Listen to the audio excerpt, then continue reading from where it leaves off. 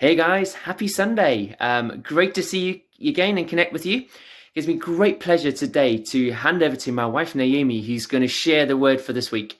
So be blessed and I hope you enjoy it. Hi, good morning everyone. It's me today, and I've got a bit of a confession.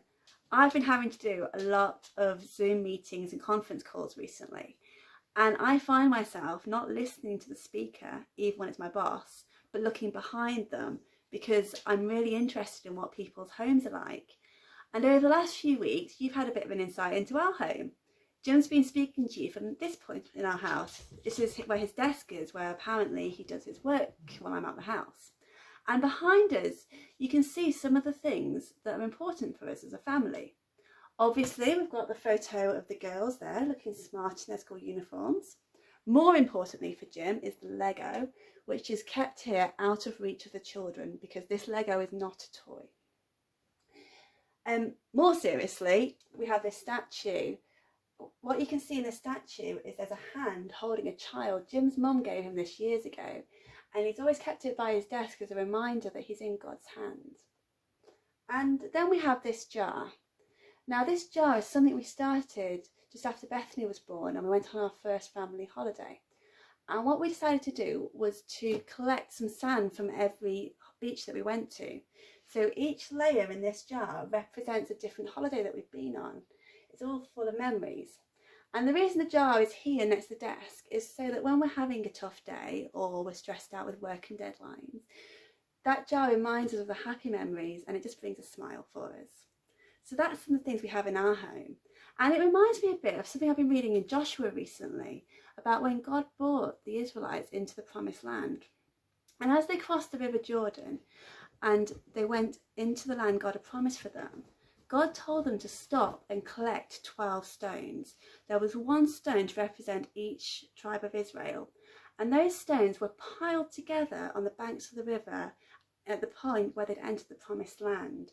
And the reason God tells them to do this is so that future generations would be able to look back and see those stones, and they'd serve as a reminder of all that God has done for the Israelites.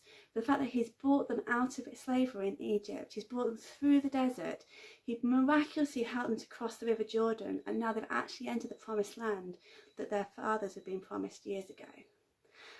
And I think God knows that we need reassurance sometimes, that we forget all he's done for us.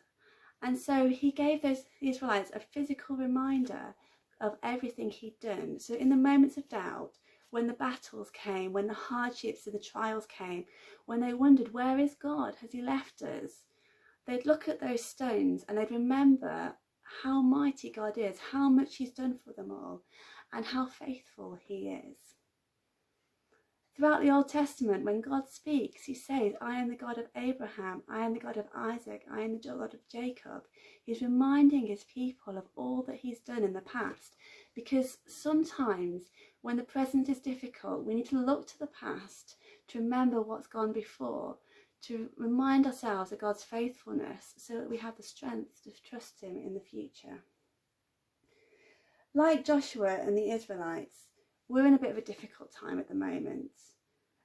As everyone questions when lockdown's going to end, how it will end, what will happen next, we might start to question, where is God in all this? And like Joshua, we need to look back at what God's done in the past, at the times that he's been faithful to us, the times that he's brought us through, the times that he's comforted us in times of grief, the times that he's strengthened us when we thought that we couldn't go on. We need to look back at all the times that God's been with us and remind ourselves that he's still faithful. And the God that helped us then is the God that is with us now and is helping us now. There's a saying that I quite like, which says, I've survived 100% of my worst days so far. But actually, the truth is, God has carried me through 100% of my worst days. And that's why I know that he's going to carry us through this. And at some point we'll look back at this time and we'll be able to see that God was with us, that God carried us through, that he strengthened us and he gave us what we needed to get through. Because God is the same God who was with the Israelites in the desert. He's the same God that's been with you in the worst days that you come through. And he's going to continue to be faithful to us. let's trust in God's faithfulness and remind ourselves of all that he's done for us in the past, so that we have hope for tomorrow. Have a great day.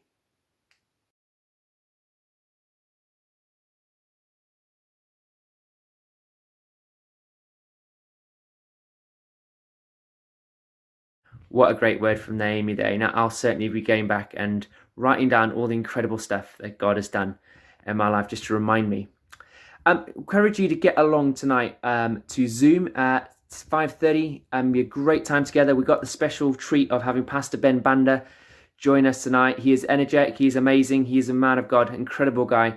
And he is the brother of Steph, who comes along to our church. So we're very excited. Make sure you get there, 5:30. If you want the link, contact me on email, WhatsApp, Facebook, whatever's best for you. And we look forward to seeing you later. Have a fantastic Sunday.